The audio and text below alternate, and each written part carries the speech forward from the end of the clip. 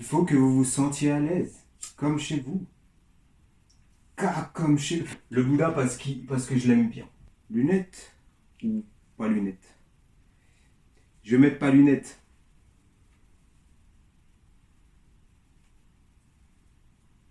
Ladies and gentlemen, bonjour à tous. On se retrouve pour la deuxième fois cette semaine. C'est énorme, c'est incroyable. Moi, je trouve que c'est quand même une bonne chose. En plus, aujourd'hui, c'est très spécial parce qu'aujourd'hui, on fête les on fête les 100 abonnés.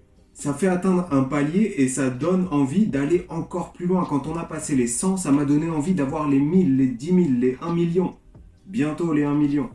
Nous, notre récompense, c'est les vues, c'est les retours qu'on a sur les vidéos, c'est le partage et tout ça. Donc, encore une fois, n'hésitez pas à vous abonner à la chaîne, à liker la vidéo et surtout à partager parce que c'est ça qui fait connaître notre Alcazor Team parce que maintenant on a notre nom attitré. Juste avant de commencer, vous savez que j'avais peur d'annoncer une FAQ et de me retrouver avec genre 2 questions. Certes, il y en a qui m'ont aidé, qui m'ont posé plein de questions. Shaima, tu te reconnaîtras. C'est peut-être des questions que tout le monde se pose et je pense que ça peut aider un maximum de monde. Donc ça va être top. Comme d'hab, installez-vous confortablement et tout ça et tout ça. Prenez un thé, un café, c'est dimanche matin donc vous avez le temps. Et puis on attaque. La première question. Est-ce que tu prévois participer à une compétition un de ces jours? En vrai de vrai, j'y ai pensé oui et non. Dans le sens où je fais pas de la musculation pour un objectif de compétition. Je le fais pour être au top de ma forme, au mieux de ma forme et j'essaye de rendre le physique le plus harmonieux, le plus massif. Surtout en ce moment que je suis en prise de masse, vous le savez. Je pense que j'ai jamais été aussi massif et sec en même temps qu'aujourd'hui. Je pense que j'ai le meilleur physique que j'ai jamais eu. Pourquoi pas un jour? Parce que je pense que la meilleure façon d'acquérir de l'expérience, etc., c'est de tester. Et donc, pourquoi pas un jour? Mais bon, en ce moment, c'est un petit peu délicat. Comment tu arrives à gérer ta journée avec ce couvre-feu à 18h? Honnêtement, moi, je vois aucun changement. Donc, si je parle d'un point de vue professionnel, je vois pas vraiment la différence parce que je travaille moins en salle avec les restrictions aux accès aux salles de sport, etc. J'ai moins d'élèves en salle de sport, j'ai plus d'élèves à distance. Je m'organise exactement comme je veux la plupart du temps. Je vais m'entraîner en général entre midi et 2. Puis souvent, je vais faire ma marche en fin de journée. Et j'avoue que en général, je pars de chez moi à 18h. Mais je me faufile, je mets la capuche et je me faufile. Et quel est ton parcours scolaire et comment tu as eu le tilt de devenir entrepreneur? Mon parcours scolaire, j'ai fait un bac STI 2D à l'époque. Donc c'est un bac dans l'électrotechnique.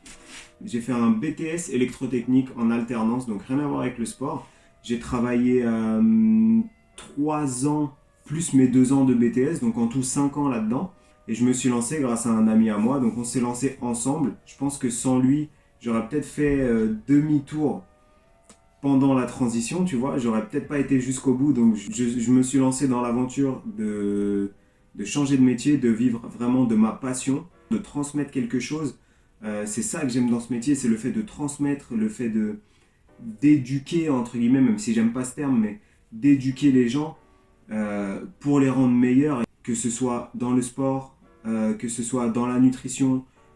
Chaque palier qu'on franchit, c'est une récompense pour moi qui est incroyable. En tout cas, je regrette pas du tout et c'est vraiment pour moi, en tout cas, le plus beau métier du monde. Quels sont les compléments essentiels à avoir et quand les prendre? C'est une question très très générale ça. Je dirais que c'est les vitamines, les minéraux, le collagène, pourquoi pas les oméga 3. Après, quand les prendre, il faudrait que je fasse une vidéo entière là-dessus, donc peut-être que plus tard je ferai une vidéo sur les compléments alimentaires. Les protéines en poudre, pour moi, elles sont là juste au cas où si tu n'as pas assez de protéines dans ton alimentation ou en cas de praticité. Si tu n'es pas chez toi, un shaker, ça va plus vite que de faire ta gamelle. Et surtout, à 4 heures, tu n'as peut-être pas envie de manger du poulet. Là, tu prends un shaker au goût que tu veux et ça passe super bien. Donc, pour moi, c'est pas essentiel, mais c'est toujours bien d'en avoir ou pour en rajouter dans des préparations, etc. Mais voilà, les compléments essentiels, c'est vraiment à prendre au cas par cas, ça va dépendre des gens. Peut-on gagner en masse musculaire avec une alimentation végétarienne? Super bonne question ça, parce qu'aujourd'hui, il y a de plus en plus de gens qui se préoccupent de leur alimentation, de leur rapport avec la viande, avec tous les aliments animaux ou qui viennent des animaux. Donc végétarien, pour moi, clairement oui. On va manger du poisson et des œufs, qui sont des sources de protéines complètes. Ça, comblé avec toutes les légumineuses, avec les protéines qu'on retrouve dans le riz, dans les pois, dans les lentilles corail, dans le quinoa, etc., etc. Avec une alimentation végétarienne, on arrive à trouver des protéines de qualité et à faire des mix, etc. pour avoir le meilleur aminogramme et avoir des protéines le plus complètes possible. Donc végétarien, pour moi, c'est ok. C'est quoi la différence entre les sources de protéines animales et végétales? Très très très bonne question. Ça va être l'aminogramme. Il faut savoir que les protéines sont composées de 24 acides aminés et les protéines animales ont en général un profil d'acides aminés, donc un aminogramme, complet ou quasiment complet. Alors que pour les végétales, ça va dépendre. C'est pour ça que ça devient compliqué pour les véganes, etc. C'est que ça demande un petit peu des calculs savants. 100 grammes de protéines issues des lentilles ne sont pas équivalents à 100 grammes de protéines issues du poulet. En termes d'assimilation, en termes d'utilisation par le corps, c'est pas la même chose, étant donné que l'aminogramme est complet pour le poulet et incomplet pour les lentilles. Donc, si on ne mange pas de viande, pour avoir un profil d'acides aminés complet, une bonne combinaison, ça va être de mélanger des lentilles avec du riz ou des pâtes, parce que leur profil d'acides aminés se complète. Essayez d'avoir le maximum de sources en fait différentes. Essayez d'associer au mieux pour créer un aminogramme le plus complet possible. Qu'est-ce qui te plaît le plus dans ton métier de coach? Je l'ai dit tout à l'heure, je pense, je suis quelqu'un qui aime énormément l'humain, l'échange avec les gens et surtout ce que je peux apporter aux gens. Donc je pense que c'est ça vraiment qui me plaît, les interactions que j'ai avec les gens, leur apporter toutes mes connaissances et les faire parvenir à atteindre leurs objectifs, c'est vraiment incroyable. Et de voir l'évolution de quelqu'un petit à petit, c'est juste magique. Et je pense que c'est vraiment ça qui me plaît le plus. Il y a d'autres métiers où tu accompagnes des gens comme ça. Mais là, ça mêle mes deux passions, tu vois. Mon rapport avec l'humain et en même temps ma passion de la musculation, du bodybuilding et tout. C'est incroyable. Je peux pas plus kiffer ma vie qu'aujourd'hui. Comment savoir si on a un métabolisme lent ou rapide? Je vais essayer de faire simple. Un métabolisme lent, ça va être quelqu'un qui mange peu de calories et qui prend du poids assez vite. C'est quelqu'un qui ne brûle pas beaucoup de calories pour rester en vie, pour vivre tout simplement. Donc ça peut être dû à un ralentissement général ou ça peut être dû à plusieurs facteurs liés à la composition corporelle, au poids de la personne, aux antécédents, etc. Et quelqu'un qui a un métabolisme rapide, à l'inverse, c'est quelqu'un qui va brûler beaucoup de calories. En général, les personnes qui ont des métabolismes rapides sont des personnes, tu vois, assez énergiques dans la vie de tous les jours. Si tu vois quelqu'un qui est une pile électrique, cette personne-là, en général, va avoir un métabolisme rapide. Et il se peut que ce soit une personne, du coup, qui mange beaucoup de calories, mais qui n'arrive pas à grossir. Parce que le corps assimile tout et l'utilise en énergie en fait. Il brûle énormément de calories pour maintenir son activité. Donc voilà en gros, si je schématise le plus rapidement possible, comment différencier les deux. Parle-nous de l'indice glycémique et de son importance. Ça se voit, vous voulez que la vidéo elle dure 2 heures. Pour moi, l'index glycémique n'a pas réellement d'importance parce qu'il est à prendre en considération quand on mange un aliment simple et unique. Je donne un exemple. Si on mange un bol de pâtes, qu'on ne rajoute rien dedans, ni huile, ni beurre, ni peu importe, et qu'on ne mange pas à côté des légumes, de la viande, etc. Parce que tous les aliments qu'il y a autour, en fait, ça va créer un bol alimentaire qui va plus ou moins ralentir la digestion et donc l'index glycémique. Si dans ce bol de pâtes, tu rajoutes 15 grammes d'huile d'olive ou une cuisse de poulet à côté, cet index glycémique est faussé. Les lipides ralentissent énormément la digestion. Qui dit digestion ralentie dit pic d'insuline moins élevé d'un coup, mais un peu plus diffus dans le temps. Donc l'indice glycémique, il est à prendre en compte uniquement pour un aliment mangé seul, c'est-à-dire quasiment jamais. Mes propos sont à nuancer quand même. Ça ne veut pas dire qu'il faut manger à gogo du sucre en poudre et rajouter une cuillère d'huile d'olive pour faire baisser l'index glycémique. Manger quand même des aliments de qualité au maximum. Il y a des périodes où j'ai envie de manger tout et n'importe quoi sans avoir forcément faim. Il faut savoir que cette personne est une femme. Et chez les femmes, les hormones sont, je dirais, un petit peu plus sensibles que les hommes. Surtout dans les périodes de règles. On le sait, c'est connu. Mais donc c'est peut-être dans ces moments-là que tu as ces envies. Si c'est pas le cas, c'est peut-être que ton alimentation au quotidien ne te convient pas. Mais vu que je te connais très bien, je pense qu'elle te convient et je pense que tu te fais plaisir avec ce que tu manges. Après, on est tous humains. On a des moments où on a envie de sucre, etc. Mais si c'est trop récurrent, c'est souvent lié soit à un manque de calories général dans le plan alimentaire ou trop de frustration. Quelques plaisirs dans la journée légers, quand on ne prépare pas de compétition, etc. Et si ces plaisirs-là rentrent dans la diète, je parle de plaisirs comme 1 ou 2 carrés de chocolat dans la journée, un yaourt qui est un peu bullshit, ou se faire plaisir avec des choses comme ça. Si c'est une fois dans la journée, ça va. Par contre, si dans la journée tu manges 2 sneakers tous les jours, là ça va peut-être un peu moins. Donc c'est vraiment de trouver l'équilibre général pour que la diète te convienne à toi. Et voilà, si tu as besoin d'avoir une petite touche sucrée quelque part dans la journée, eh ben ajoute-la. Si encore une fois, il rentre dans tes macronutriments. Et donc dans les moments où il y a un aliment en particulier qui te trotte dans la tête, je te dirais, mange-le. Mange-le une fois, profite, savoure bien, et voilà, et passe à autre chose. Parce que si tu ne le manges pas, et si pendant 3 semaines tu penses, tu vas pas en manger une fois, mais tu vas tout manger. Ça peut casser ta diète, ça peut te faire mal au ventre et mal digérer, ça m'est déjà arrivé plein de fois, et surtout ça va te faire culpabiliser, parce que juste après tu seras pas bien. Tiens, bah voilà. Comment éviter ça et surtout ne pas culpabiliser? Je pense que j'ai répondu à la question. Il faut juste voir l'alimentation sur un long terme. Si aujourd'hui tu manges un Kinder Bueno, eh ben c'est pas grave. À la rigueur, ce que tu peux faire, c'est diminuer l'apport calorique le reste de ta journée ou juste l'adapter. Tu vois, tu utilises un tracker de calories comme MyFitnessPal et tu le rentres dans l'application. Il va te dire, voilà, tu as tant de glucides, tant de lipides principalement dedans. Et donc du coup, toi, tu organises le reste de ta journée par rapport à ça. Donc tu vas diminuer les glucides et les lipides sur tes autres repas. Et voilà, c'est tout. C'est tout. Il ne faut pas se prendre la tête et il faut voir sur le long terme. Et comment éviter la faim émotionnelle? Elle est un peu liée avec les hormones et avec les agissements au quotidien, étant donné que ça peut venir de fatigue, de stress, d'anxiété, de peur. Et dans ces moments-là, certaines personnes vont se réfugier dans la nourriture en mangeant des choses souvent gras et sucrées parce que c'est ce que le corps réclame dans ces moments-là d'anxiété et tout ça où on a envie de manger des cochonneries, de prendre du recul, de réfléchir et de se dire ok, là j'ai eu un moment de stress, j'ai envie de manger ça.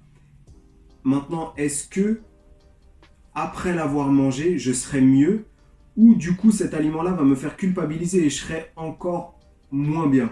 Essayez de comprendre, essayez d'analyser la situation et de se contrôler. Tu bois un grand verre d'eau, on connaît cette technique, même si on sait que dans ces moments-là, c'est pas un verre d'eau qu'on a envie.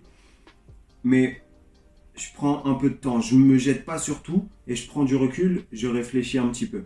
Si vraiment j'ai envie de le manger, mange-le, mais savoure-le.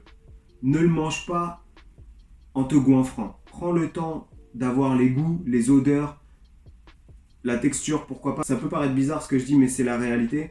Essayez au fur et à mesure de diminuer ces moments de faim émotionnelle. On ne peut pas passer du tout au tout en 2 secondes. Essayez de les diminuer au maximum. Essayez de les comprendre, de les analyser. Et voilà, je pense que c'est le meilleur moyen.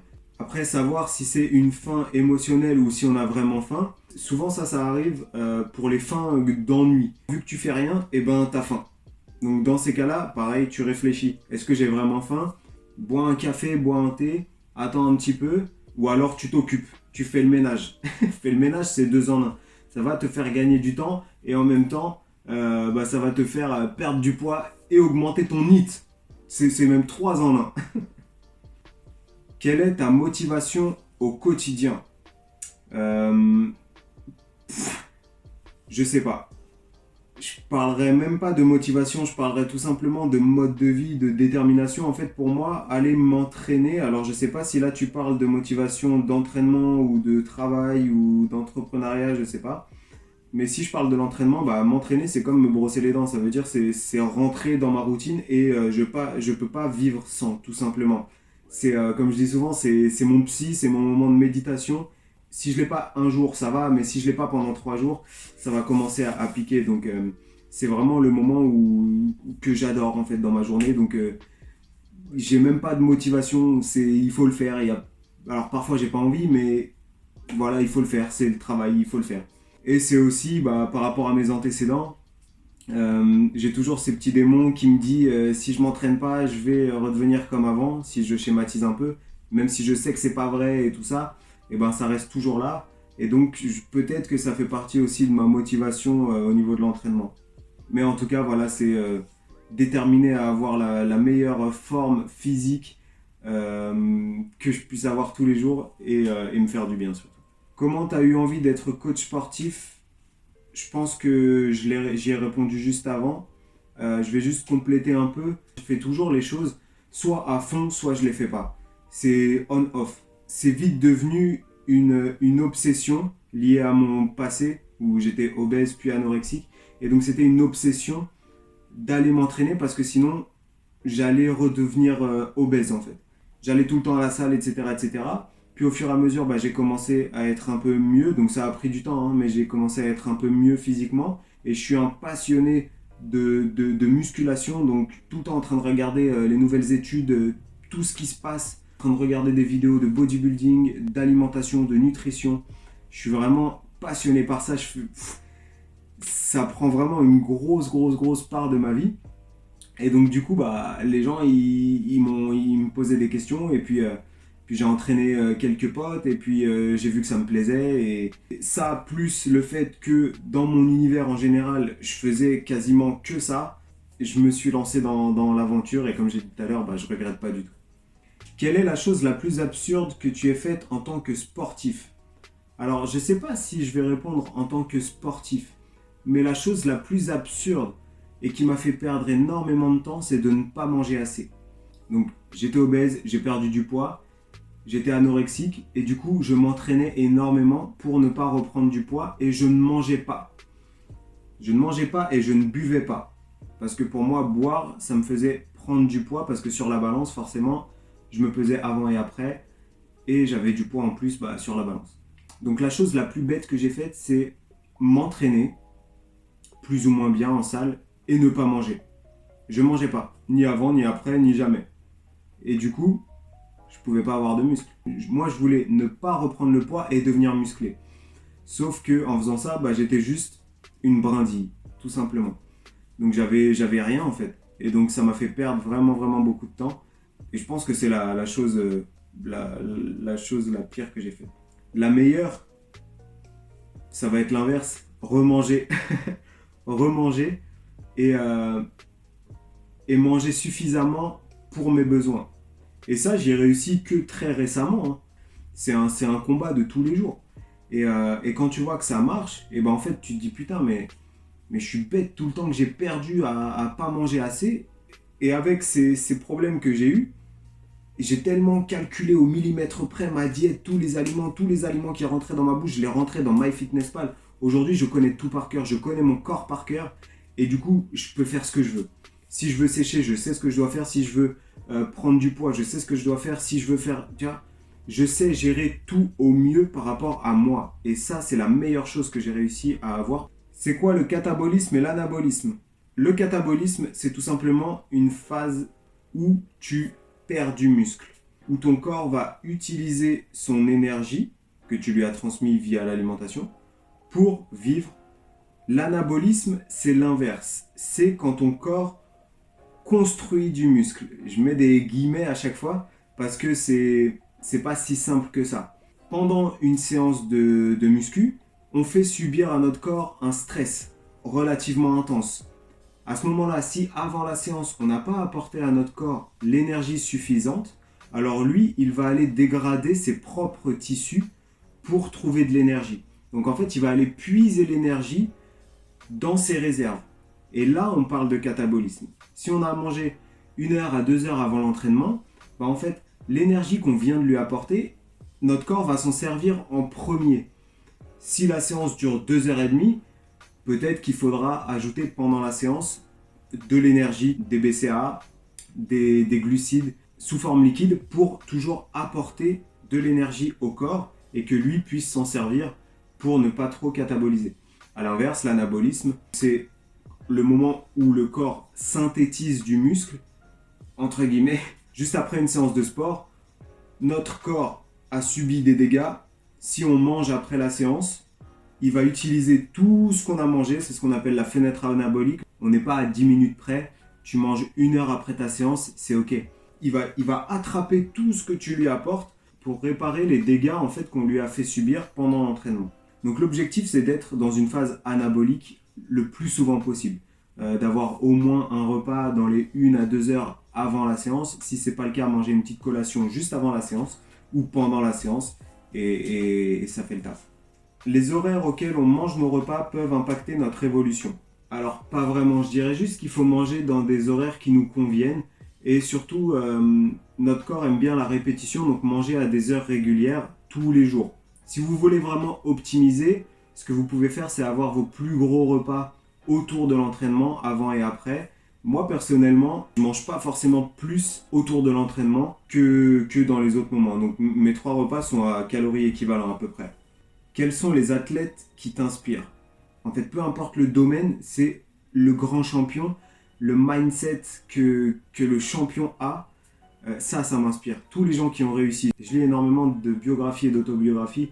J'ai lu celle de Mike Tyson, j'ai lu celle de Steve Jobs, Ibrahimovic, Mohamed Ali, j'en oublie plein, Bernard Tapie. Tout ça m'inspire et je m'inspire de leur mental en fait pour tout casser. Quelle marque recommandes-tu? C'est assez compliqué parce que pour moi, dans toutes les marques de compléments alimentaires, je pense que tu parles, il y a du bon et du moins bon. Le top du top de la qualité, je dirais que c'est Nutrimuscle. Étant donné qu'on sait exactement d'où viennent les produits, on a une traçabilité, quasiment tout est français ou européen. Ils sont vraiment transparents sur tout. Après, il y a certains compléments où je pense qu'on a des qualités vraiment, vraiment élevées. On parle beaucoup des protéines natives, de lait, etc. Alors oui, elles sont de meilleure qualité. Maintenant, à terme, est-ce que tu vas gagner plus de muscles avec une whey native ou une whey classique? Je suis pas sûr. Après, c'est aussi le côté santé qu'il faut voir. Voilà, pour moi, il y a certains compléments où une qualité incroyable n'est pas forcément obligatoire. Et tu peux t'en sortir avec des compléments de moins bonne qualité de base sans que ce soit mauvais pour ta santé à long terme. Est-ce que tu as déjà pensé aux produits, donc aux produits dopants? Non. Si un jour je deviens compétiteur et que je souhaite avoir une carte pro et faire une carrière en tant que compétiteur, bah, je passerai de ce côté-là parce que de toute façon, tu n'as pas le choix si tu veux être compétitif par rapport aux autres. Mais sinon, en tant que moi, Alex, coach sportif et tout ça, non, pas du tout. Ça ne m'intéresse pas. Comment se débarrasser du bas du ventre? Ça, c'est intéressant aussi. On dit très souvent que c'est impossible de perdre de manière localisée. C'est vrai. De manière générale, là où on veut perdre en premier, c'est là où on va perdre en dernier. Que ce soit homme ou femme, en général, c'est de là qu'on stocke le gras et c'est ça le plus dur à faire partir. Là et les poignées d'amour. Ce qui peut aider, ça va être de stimuler cette partie-là, notamment en faisant des abdos et du gainage. Et des séries très longues, surtout sur les abdominaux, on peut aller chercher la brûlure. On parle souvent des séries de 100 en musculation. Pourquoi pas les adapter aux abdominaux? ne pas les travailler tous les jours, c'est comme tous les muscles, il faut qu'il y ait du repos. Et surtout, c'est pas en matraquant comme un bourrin les abdos que vous allez perdre du ventre. Au contraire, renforcez les abdominaux profonds, donc le transverse, etc., qui ont un rôle comme un corset pour les organes, c'est lui qui retient le ventre. Et le fait de les rendre plus toniques, ça va rendre le ventre d'aspect plus plat. Après, voilà, pour perdre la graisse, tout simplement, c'est la diète. Ça va demander du temps parce que, imaginons qu'on veuille un six-pack, même si c'est pas possible pour tout le monde, suivant l'insertion des abdominaux, etc. On n'est pas tous égaux là-dessus. Et qu'on a les abdos du haut, mais pas les abdos du bas. Alors ça va être compliqué, ça va demander du temps pour aller vraiment creuser dans les cellules graisseuses et les virer au maximum. Et ça va peut-être demander pour certains un taux de sèche vraiment, vraiment, vraiment faible pour réussir à perdre le bas du ventre. C'est peut-être une zone aussi que tu ne sens pas quand tu t'entraînes et du coup elle a du mal à être stimulée. Donc le fait de faire des séries longues, ça va permettre une meilleure stimulation et potentiellement une perte un peu plus importante à ce niveau-là. Voilà l'équipe, j'ai répondu à toutes vos questions. Il y en avait certaines qui se rejoignaient un petit peu, donc j'ai essayé de faire une réponse globale. J'espère ne pas avoir été trop long. J'essaye de travailler là-dessus, tu vois, de condenser un petit peu mon contenu, mais c'est pas dans ma nature, donc c'est pas facile. En tout cas, j'espère que la vidéo vous a plu, j'espère qu'elle vous a appris beaucoup de choses. N'hésitez pas à me le dire en commentaire. J'ai vraiment pris du plaisir à faire cette vidéo, c'est super cool d'avoir cette interaction ensemble. Donc on continue, on se retrouve très bientôt pour une nouvelle vidéo. Prenez soin de vous et je vous dis à bientôt. Ciao l'équipe!